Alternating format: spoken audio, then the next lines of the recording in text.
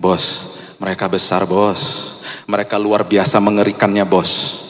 Mereka raksasa bos. Betul janji Tuhan hebat pak. Tapi penyakit saya ini akut pak. Masalah rumah tangga saya tuh udah gak bisa ditolong pak.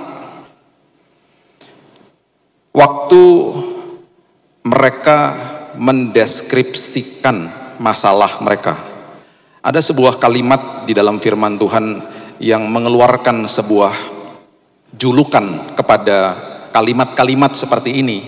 Dan Alkitab dengan jelas mengatakan jika orang mendeskripsikan masalah mereka dan mengatakan itu lebih besar daripada Tuhan, itu adalah sebuah kabar busuk yang keluar dari mulutnya. Tak selalu Tuhan menjawab doa, namun Dia beri yang terbaik di waktu yang tepat. Justru Tuhan akan memberikan kenikmatan dalam hidup ini. Tuhan akan memberikan umur panjang. Tuhan akan memberikan damai, sukacita, bahkan hikmat untuk menentukan arah hidup kami. Ini hati kami Tuhan hari ini. Bukan sekedar di tempat ini saja, tapi setiap hari dalam hidup kami. Kami persembahkan hidup kami sebagai ibadah yang sejati kepada Tuhan. Roh Kudus yang meneduhkan setiap hati, Roh Kudus yang menasehati, bahkan menegur kami. Kami sambut firman kebenaran di dalam nama Tuhan Yesus, Juru Selamat yang agung, kami berdoa. Kita sama-sama katakan, amin, amin, amin, amin, amin. Silakan duduk, shalom. Selamat hari Minggu, kita mau buka sama-sama di kitab Bilangan, pasalnya yang ke-13. Dimulai dari ayat yang ke-17 sampai 18. Saya sedang sering mengkhotbahkan ini karena, dan saya tidak mau jemaat di sini nanti cuma nonton online aja. Kita belajar aja pagi hari ini. Pernah saya bagikan sedikit di ibadah hari Kamis, dan waktu saya belajar tentang prinsip ini, saya merinding. Saya bilang, Tuhan gak ada habisnya sebuah karya Tuhan yang besar dalam hidup manusia sampai hari ini. Jadi saya mau ajak Bapak Ibu merinding bareng-bareng saya. Ini kisah yang luar biasa. Diawali dengan seorang pribadi yang bernama Musa, dan dia mau mengirim pengintai ke tanah perjanjian. Ada satu sosok orang yang pribadi yang sangat vokal pada saat itu, dan kehidupannya, inti dari hidupnya hanya dia percaya kepada Tuhan, sangat sederhana. Dan karena itu dia mengalami sebuah hal yang luar biasa di dalam Tuhan. Kita pernah eksposisi ringan tentang Yosua. Hari ini kita mau belajar tentang temannya dia yang namanya Kaleb. Bilangan 13 ayat 17. Maka Musa menyuruh mereka untuk mengintai tanah Kanaan. Katanya kepada mereka, pergilah dari sini ke tanah Negeb, naiklah ke pegunungan. Amat-amatilah bagaimana keadaan negeri itu, apakah bangsa yang mendiaminya kuat atau lemah, apakah mereka sedikit atau banyak. Sederhana, sebenarnya Musa lagi kasih tahu sama mereka, coba kamu lihat masa depanmu yang penuh pengharapan sebenarnya. Coba kamu lihat masa depanmu yang sudah ditanggung penuh sama Tuhan. Coba kamu lihat janji Tuhan di hadapanmu, karena sudah dijanjikan tanah perjanjian. Coba kamu lihat aja gitu. Karena Tuhan sudah berikan itu kepada kita. Sebenarnya itu, intinya itu. Sebenarnya hari ini kalau kita lihat hari esok, kita juga harus menatapnya seperti begitu. Kalau kita mengintai hari esok, kita harus punya prinsip bahwa, oh ya Tuhan terima kasih. Janji Tuhan gak pernah gagal dalam hidup saya. Kuasa Tuhan begitu luar biasa dalam hidup saya. Ayat 23. Mereka sengaja dibawa sama Tuhan ke dalam sebuah lembah ini. Dan Tuhan lagi mempertontonkan kepada mereka. Jadi ini sama sekali gak kebetulan ayat-ayat ini. Yang Tuhan rangkaikan secara luar biasa. Dia membawa pengintai-pengintai ini ke sebuah lembah yang sangat luar biasa suburnya. Dia lagi kasih tahu sama mereka, ini loh, tanah perjanjianmu itu seperti ini. Jadi mereka dibawa ke dalam sebuah lembah yang sangat subur, namanya lembah Eskol. Lembah Eskol. Di situ mereka diminta untuk akhirnya mengambil keputusan. Apa keputusannya? Mereka sudah dikasih lihat janji Tuhan yang luar biasa. Itu sebabnya ayat 23 mengatakan begini. Ketika mereka sampai ke lembah Eskol, dipotong merekalah di sana suatu cabang dengan setandan buah anggurnya. Lalu berdualah mereka menggandarnya, juga mereka membawa beberapa buah delima dan buah ara. Begitu besar buahnya, begitu dahsyat hasil negeri itu. Mereka sampai harus memikul buah itu.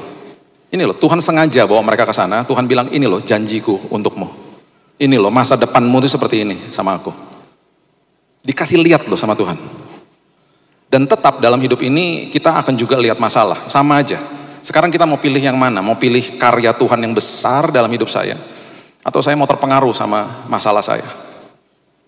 Ya, tempat itu, ayat 24, dinamai orang lembah Eskol karena tandan buah anggur yang dipotong orang Israel di sana. Oke, saya mau Bapak Ibu bersama-sama saya, kita jangan lupa tentang nama Eskol ini karena ada kaitannya dengan kisah ini.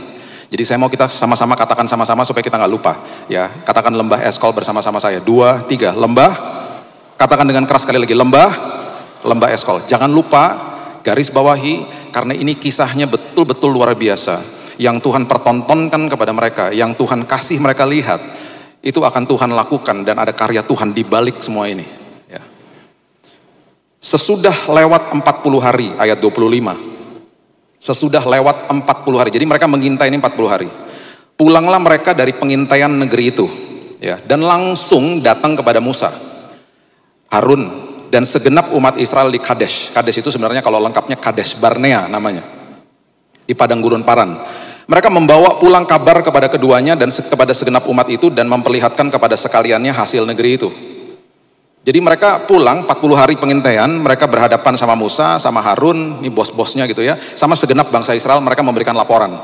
Bos, guys, ini loh laporannya, ini loh janji Tuhan memang luar biasa. Dan ini adalah sebuah karya Tuhan yang luar biasa. Mereka memperlihatkan hasil tanah itu. Mereka memperlihatkan hasil yang luar biasa kepada mereka. Dikasih tahu. Ya. Nah, ayat yang ke-27. Mereka katakan ini, ayat 27. Ini ya, 12-12-nya masih sepakat Bapak Ibu. 12-12-nya ini masih sepakat. Mereka masih mengatakan betul Tuhan hebat, betul hasil tanahnya luar biasa.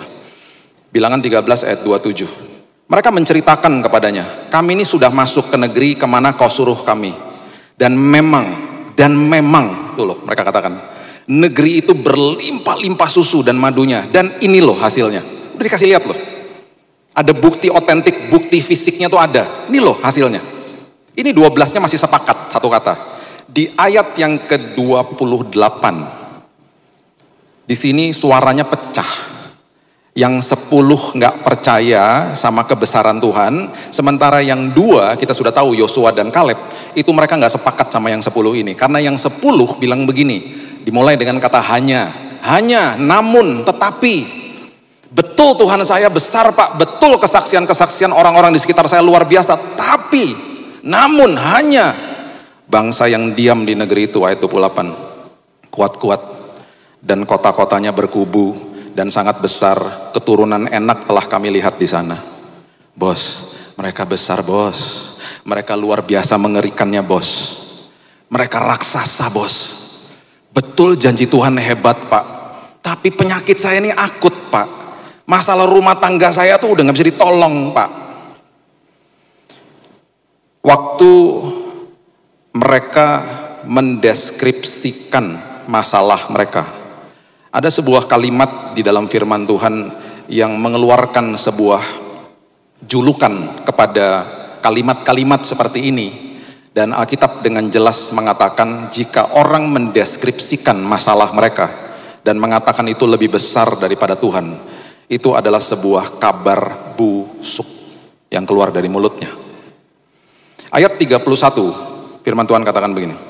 Tetapi orang-orang yang pergi ke sana bersama-sama dengan dia berkata, kita tidak dapat maju menyerang bangsa itu. Karena mereka lebih kuat daripada kita. Ini unik sekali memang kalimat ini. Kita tuh nggak bisa maju lawan mereka, karena mereka lebih kuat daripada kita. Harusnya mereka tambahin lagi, tapi guys, ingat loh, Tuhan kita lebih besar, dia yang berperang bagi kita. Yuk kita maju aja, harusnya gitu. Harusnya gitu. Kalau lihat keterbatasan kita, betul kita punya keterbatasan. Ini sebenarnya kalimat ini valid sebenarnya, valid. Tetapi harusnya mereka percaya, mereka nggak percaya. Jadi mereka stop sampai di situ. Memang kami nggak bisa lah, kami nggak mampu lah. Dan memang kita nggak mampu. Tanpa Tuhan nggak bisa. Harusnya mereka terusin lagi. Karena mereka tidak percaya sama kebesaran Tuhan atas masalah mereka. Di ayat yang ke-32, Alkitab mengatakan begini. Juga mereka menyampaikan kepada orang Israel kabar busuk tentang negeri yang diintai mereka dengan berkata, negeri yang telah kami lalui untuk diintai adalah suatu negeri yang memakan penduduknya Dan semua orang yang kami lihat di sana adalah orang-orang yang tinggi-tinggi perawakannya. Bos, mereka besar bos, mereka mengerikan. Nah, saya mau memberikan gambaran kepada Bapak Ibu. Yang mereka katakan besar dan mengerikan itu seperti apa sih? Alkitab sudah mencatat raksasa-raksasa ini sudah ada sejak zaman sebelum itu.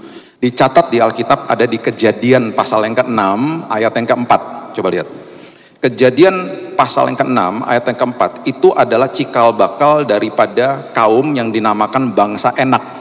Bangsa Enak atau yang bahasa Inggrisnya dikatakan the long neck. Jadi orang-orang yang lehernya besar-besar dan tinggi-tinggi. Ini disebut juga bangsa Anakim atau Anakites. Kalau kita pernah dengar istilah-istilah ini.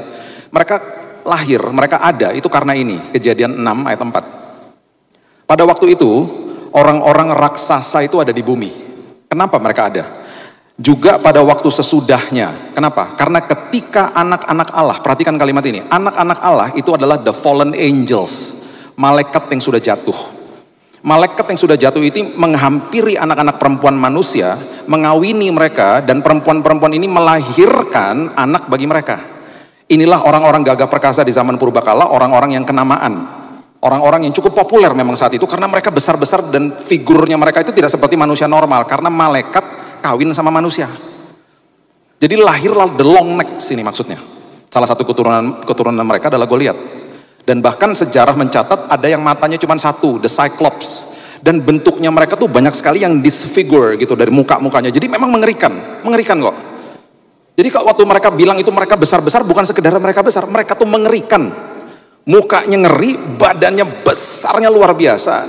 Dan seolah-olah kalau mereka lihat mereka ya, mereka mau 10 lawan 1 juga mungkin kalah 10-nya gitu loh. Jadi yang mereka gambarkan itu sudah ditulis memang di Alkitab. Dan mereka mendiami tanah-tanah perjanjian. Jadi deskripsi mereka tentang besarnya masalah mereka itu valid sebenarnya. Tetapi ketika kita mulai mengatakan bahwa itu lebih besar daripada kuasa Tuhan saya, itu Alkitab mengatakan itu kabar busuk. Karena setiap kali Alkitab mengajarkan selalu ada benang merah dari Kejadian sampai Wahyu. Di balik ucapan syukur ada kuasa yang besar. Di balik ucapan syukur ketika ada masalah yang besar dan hatimu tetap tertambat kepada Tuhan dan percaya kepada kuasa Tuhan, itu kuasa yang besar terjadi. Berarti kamu percaya sebelum kamu lihat. Berarti kamu percaya karya Tuhan bekerja. Berarti kamu percaya Tuhan sedang bekerja walaupun kamu gak bisa lihat. Gitu loh. Jadi hati-hati dengan mendeskripsikan masalah kita. Karena itu udah pasti ketika orang mulai deskripsikan masalah yang besar, dia akan mulai lihat dirinya gak mampu, gak bisa seperti mereka katakan tadi. Itu sebabnya di Bilangan 13 ayat 33 mereka akhirnya mendeskripsikan diri mereka di hadapan masalah mereka. Ayat 33 mereka katakan gini. Juga kami lihat di sana orang-orang raksasa, orang Enak yang berasal dari orang-orang raksasa karena mereka besar, dan kami lihat karena mereka besar, kami lihat diri kami seperti belalang. Ya matilah kita lah Pak, lawan orang sebesar itu ya saya kayak belalang. Bahkan mereka berasumsi, nah ini makin parah ini. Mereka berasumsi bahwa lawannya mereka, kalau lihat mereka pun kayak belalang dikatakan, dan demikian juga mereka terhadap kami. Emangnya mereka ketemu sama raksasa itu? Ya enggak, mereka lagi mengintai kok.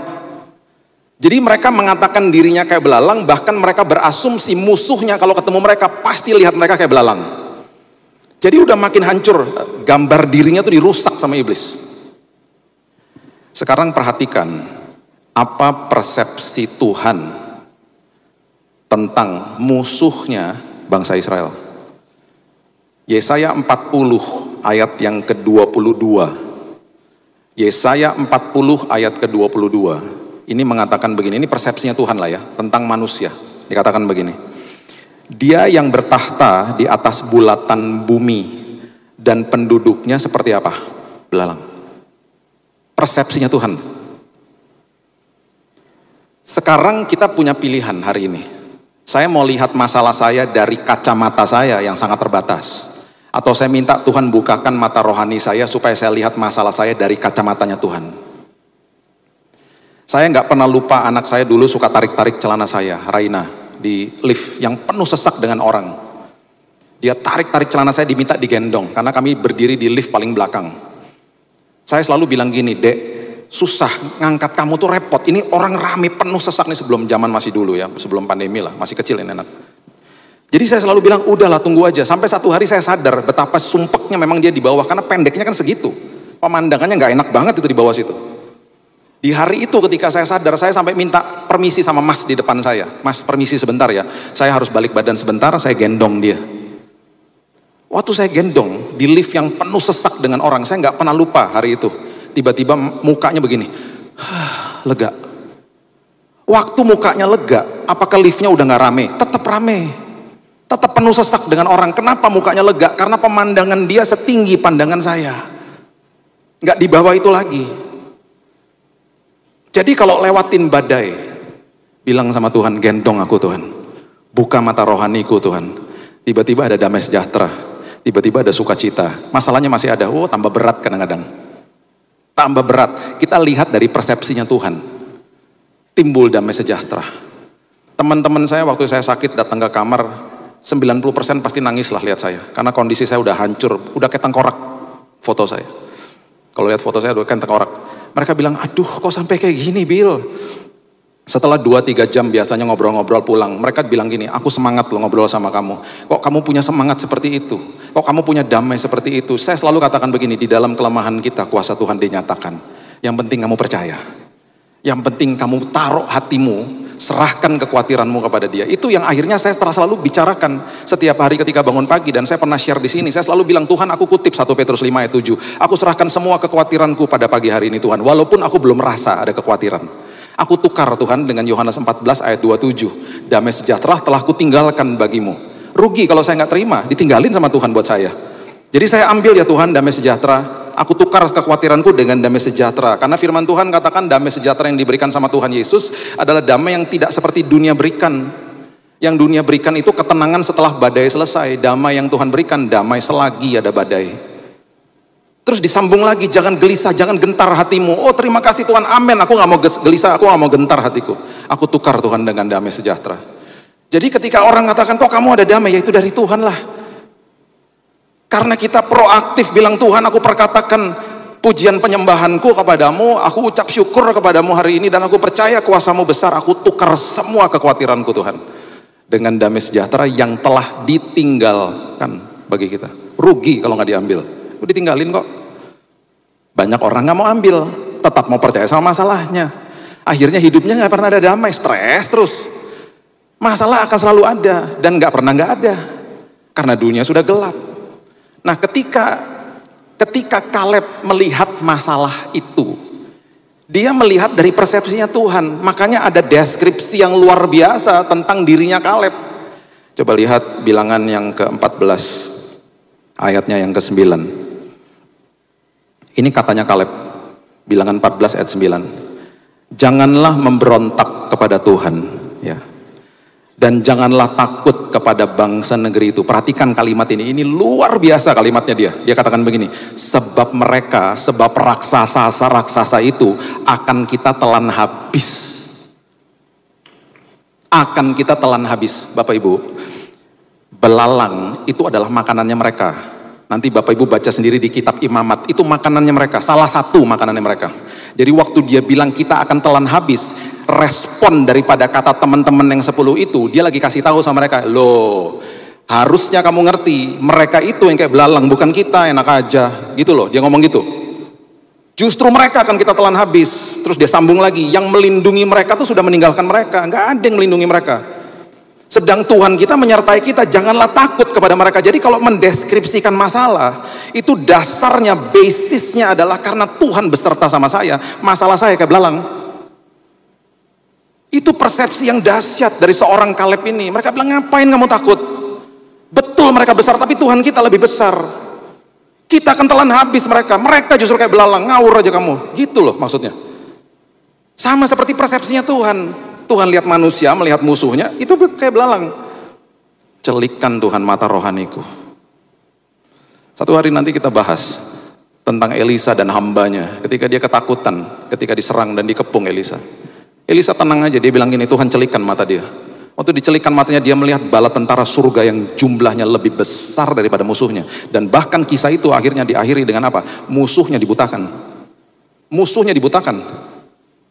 Dia bilang sama Tuhan, butain tuh mata-mata musuhnya. Ikut Tuhan. itu berarti mata rohani kita dicelikan, mata musuh kita dibutakan sama Tuhan. Itu Tuhan. Itu dahsyatnya Tuhan kita. Jadi ngapain takut? Makanya bilang sama Tuhan, hari lepas hari celikan mata rohaniku Tuhan, supaya aku sadar betapa besarnya Tuhan dalam hidupku. Gara-gara itu, ya, gara-gara itu. Ini yang Tuhan katakan tentang anaknya yang namanya Kaleb. Bilangan 14 ayat 24, firman Tuhan katakan gini. Ini saya suka dengan kalimat ini. Dia katakan gini, hambaku Kaleb, ya, karena dia tuh lain jiwa, yang ada padanya, dan ia mengikut aku dengan sepenuhnya. Akan kubawa masuk ke negeri yang telah dimasukinya itu, dan keturunannya akan memilikinya. Ini janjinya Tuhan kepada dia. Dan Tuhan katakan dengan jelas, karena dia ikut aku dengan sepenuh hati, orang ini adalah orang yang lain jiwa. Lain jiwa tuh different spirit, punya roh yang berbeda. Berarti orang yang percaya sama Tuhan, orang itu kelainan jiwa. Itu kata saya. Lain jiwa, different spirit. Terus Tuhan bilang apa? Kamu akan kubawa masuk. Kenapa Tuhan bilang begitu? Karena ada hukuman Tuhan kepada bangsa Israel. Kalau Bapak Ibu pernah berpikir, kenapa ya mereka mengembara sampai 40 tahun? Ini jawabannya. Coba lihat bilangan 14 ayat 33 dan 34. Bilangan 14 ayat 33 dan 34. Tuhan katakan gini, anak-anakmu akan mengembara sebagai penggembala di padang gurun 40 tahun lamanya, dan akan menanggung akibat ketidaksetiaan sampai bangkai-bangkaimu habis di padang gurun.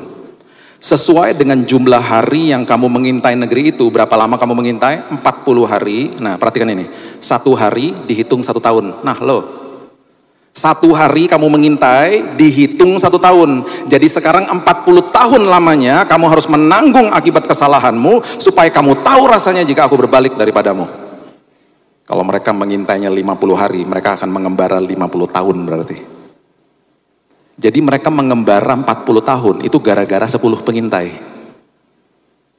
Gara-gara 10 pengintai yang mempengaruhi orang segitu banyak. Karena kalah suara yang dua ini, yang duanya kan percaya. Kaleb sama Yosua kan percaya, makanya kita nggak pernah dengar nama-nama Nafbi, Palti, Galdi. Kita nggak pernah dengar nama-nama itu. Mereka mati di padang gurun, padahal nama-nama mereka itu ada di bilangan 13. Mereka bukan pahlawan iman, tetapi pahlawan iman bagi kita yang kita masih dokumentasikan namanya kepada keturunan kita, itu Yosua dan Kaleb. Kita masih memberikan nama-nama itu kepada anak-anak kita, karena mereka pahlawan iman. Mereka mengembara 40 tahun, gara-gara 10 itu. Bapak Ibu, perhatikan prinsip ini. Yosua sama Kaleb, mereka kan percaya, tapi karena dihukum 40 tahun, mereka kan kena imbasnya. Kan Tuhan nggak pernah bilang gini, Yosua sama Kaleb, kamu masuk duluan sana tanah perjanjian, yang ini nggak boleh masuk, kamu duluan. Enggak, mereka ikut mengembara 40 tahun. Sama seperti kita, nggak tahu apa-apa, lahir di dalam muka bumi ini karena pada dosa manusia yang awal, kita semuanya kena imbasnya. Dunia ini penuh dengan kegelapan. Tetapi Tuhan selalu memperhitungkan anak-anaknya dan menyertai, melindungi anak-anaknya. Itu sebabnya dia katakan, aku akan sertaimu. Kamu justru akan masuk ke tanah perjanjian. Bapak Ibu, 10 pengintai nggak boleh masuk. Mereka mati karena tulah. Generasinya mereka di wipe out. Nggak boleh masuk, mati semua di padang gurun. Yang boleh masuk sama Yosua dan Kaleb itu anak-anak yang muda-muda. Yang sangat muda, anak-anak youth-nya gitu. Generasi berikutnya. Itu yang boleh masuk sama mereka. Dan waktu mereka masuk ke tanah perjanjian, itu mereka tetap harus bertempur di situ. Kita udah pernah eksposisi, saya udah pernah bagikan di tempat ini kisah tentang Yosua. Bapak Ibu bisa nonton lagi videonya. Itu di kitab Yosua pasal yang pertama, itu janji Tuhan kepada Yosua, detail. Siapa yang akan melawanmu, aku akan tumpas, kamu pasti menang. Tenang aja. Itu janjinya Tuhan jelas. Nah, generasi muda sebelum masuk ke tanah perjanjian, mereka harus disunat di tanah Gilgal. Alkitab dengan jelas mengatakan di Yosua 5 itu adalah mereka sedang meninggalkan celah Mesir. Jadi sunat itu melambangkan hadirat Tuhan dan paradigma baru.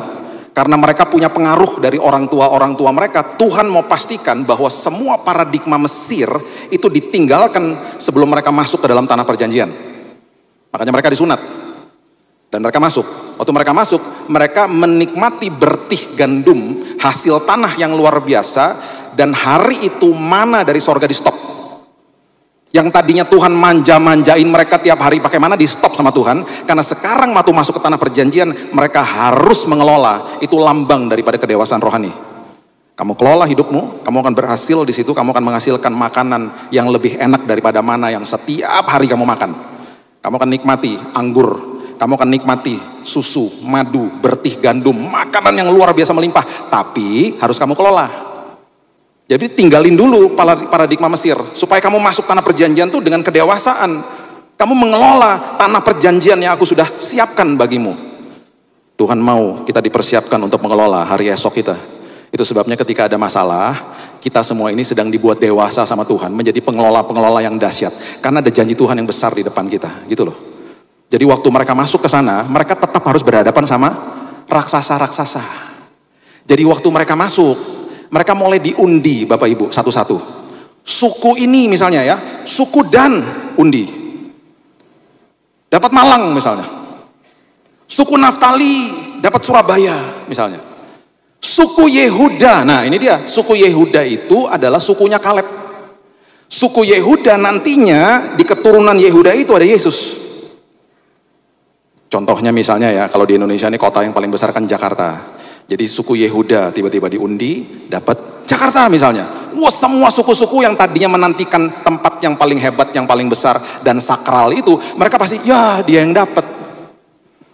Suku Yehuda mendapatkan hasil undiannya. Jadi Kaleb dapat tanah namanya Hebron. Hebron itu sangat sakral di antara mereka karena Abraham, Ishak dan Yakub dikubur di situ. Jadi itu merupakan tanah yang sakral yang dinanti-nantikan sama semua suku sebenarnya. Jadi waktu undiannya keluar dikasih Hebron, wah itu pasti semua suku, ya dia yang dapat, Kaleb yang dapat. Ada kemungkinan besar, Alkitab tidak menulis dengan detail ya. Yosua tuh ngomong sama Kaleb. Kan sama-sama udah tua ya. Kan mereka disertai sama yang muda-muda. Nah tetap waktu dapat tanah-tanah itu mereka harus berjuang, mereka harus berperang sama yang mendudukinya. Tetapi generasi muda ini udah ngerti, mereka pasti menang. Jadi nggak ada yang bersungut-sungut udah. Mereka percaya janji Tuhan, kita perang pasti kita menang. Oh mereka udah gagah perkasa. Nah jadi ada kemungkinan Yosua tuh ngomong gini sama Kaleb. Kamu tuh kan udah tua sama-sama saya. Udahlah biarin yang muda-muda bertempur ke tanah Hebron. Karena tanah Hebron itu paling tinggi-tinggi pegunungannya. Kamu tuh tua, udah di sini aja udah. Kamu nunggu sama aku duduk manis-manis kita ngopi-ngopi, biarin yang muda-muda bertempur. Nanti udah pasti menang kok. Tuhan udah kasih kok tanah itu. Plus itu tanah Hebron, raksasa yang paling besar itu ada di situ. Udah daripada kamu capek-capek, kita duduk-duduk manis aja di sini. Raksasa yang paling besar itu ada di Hebron. Nanti saya kasih ayatnya. Nah, saya tutup sama ini ya. Kita lihat Yosua 14 dimulai dari ayat yang ke-7. Yosua 14 ayat yang ke-7. Ini responnya Kaleb kepada Yosua. Dia bilang gini. Yosua 14 ayat 7. Aku berumur 40 tahun ketika aku disuruh Musa hamba Tuhan itu dari Kades Barnea untuk mengintai negeri ini sama kamu, inget gak? Ya, sama 10 teman kita yang udah pada mati itu, yang nyebelin itu loh. Dan aku pulang membawa kabar kepadanya sejujur-jujurnya. Kamu inget toh, waktu aku pergi sama kamu, itu usiaku tuh 40 tahun. Dia bilang gitu. Oke, kita sambung lagi, coba lihat ayat 10. Dia bilang gini, jadi sekarang bro, dia bilang nih sama Yosua, sesungguhnya Tuhan itu telah memelihara hidupku seperti yang dijanjikannya. Kan Tuhan udah janji pelihara hidupku. Peliharanya itu gimana sih? Kini sudah 45 tahun lamanya sejak saat itu, sejak diucapkan Tuhan firman itu kepada Musa, dan selama itu orang Israel mengembara di padang gurun. Jadi sekarang hari ini aku ini telah berusia 85 tahun. Udah tua. Aku ini 85 tahun memang. Itu waktu kita mengintai itu waktu aku umur 40 tahun. Itu 45 tahun yang lalu. Terus dia sambung lagi ayat 11. Pada waktu ini, bro, aku ini masih sama kuat seperti pada waktu aku sama kamu tuh disuruh Musa. Seperti kekuatanku pada waktu itu, demikianlah kekuatanku sekarang untuk berperang dan untuk keluar masuk. Dengan kata lain, kamu jangan suruh aku ngopi-ngopi sama kamu di sini. Aku mau ikut perang karena kekuatanku masih sama. Karena orang-orang yang percaya sama Tuhan, tubuh, jiwa, dan rohnya tetap diberikan kesehatan dan kekuatan sama Tuhan. Itu maksudnya.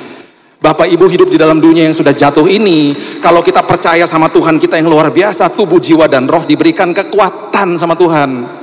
Dia awet muda, Dia dipelihara sama Tuhan. Itu sebabnya di ayat yang ke-12 di bagian yang pertama dia katakan begini sama Yosua, bro, oleh sebab itu berikanlah kepadaku pegunungan. Bahasa Inggrisnya apa? Give me the mountain. Apapun masalah besar di depan kita hari ini, katakan, berikan aku pegunungan itu. Karena yang berperang bukan aku tapi Tuhan. Give me the mountain. Dia nggak peduli, dia nggak mau duduk-duduk manis. Aku mau perang. Ayat 13, ini bukti dikasih Hebron. Yosua memberkati Kaleb bin Yefune. Diberikannya Hebron kepadanya menjadi milik pusakanya. Perhatikan ayat terakhir, ayat 15. Nama Hebron dahulu ialah Kiryat Arba. Arba ialah orang yang paling besar di antara orang enak. Ini bukti bahwa raksasa yang paling besar ada di tanah Hebron. Dan setelah dia bertempur dan dia menang, Alkitab katakan amanlah negeri itu, semuanya selesai berhenti berperang. Saya mau beritahu ini kepada Bapak Ibu. Ingat lembah Eskol yang tadi kita sebutkan? Ingat ya? Lembah Eskol itu ternyata ada di tanah Hebron. Di balik pegunungan yang tinggi, di balik raksasa yang paling besar, menanti lembah yang paling indah yang Tuhan sudah siapkan bagi dia. Di balik masalah yang besar dalam hidupmu, di balik masalah yang sangat besar, sudah menanti lembah Eskol bagi setiap kita.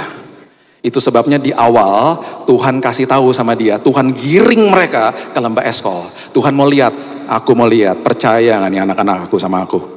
Aku kasih lihat nih janjiku. Aku kasih lihat masa depannya yang luar biasa. Nggak ada yang percaya, 10-nya nggak percaya. Tuhan kasih lihat loh, kalau kamu percaya itu jadi milikmu. Lembah Hebron diberikan kepada Kaleb. Saya mau beritahu ini Bapak Ibu, kalau hari ini ada pegunungan yang sangat tinggi di depanmu, kalau hari ini ada raksasa yang paling besar di depanmu, itu berarti Tuhan tahu ada Kaleb di dalam dirimu. Dan Tuhan tahu kita akan menghadapi itu semuanya, dan Tuhan yang berperang bagi kita, dan lembah Eskol menanti bagi saudara dan saya. Saya akan tutup dengan ini.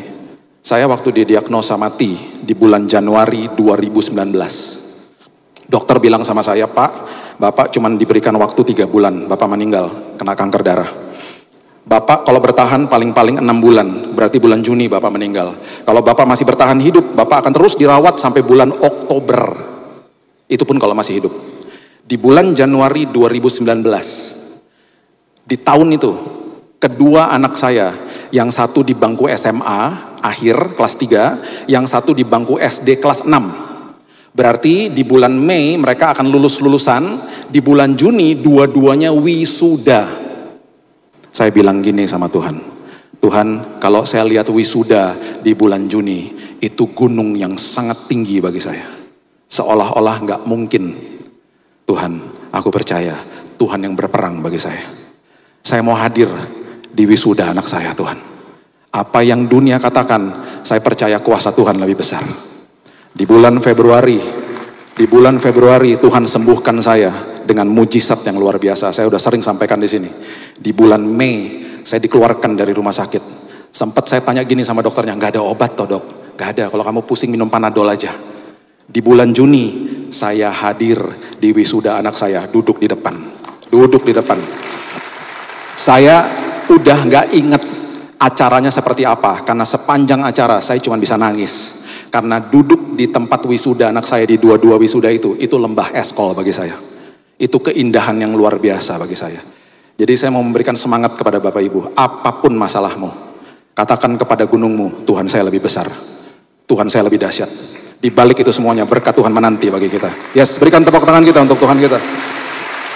Tak selalu Tuhan menjawab doa, namun Dia beri yang terbaik.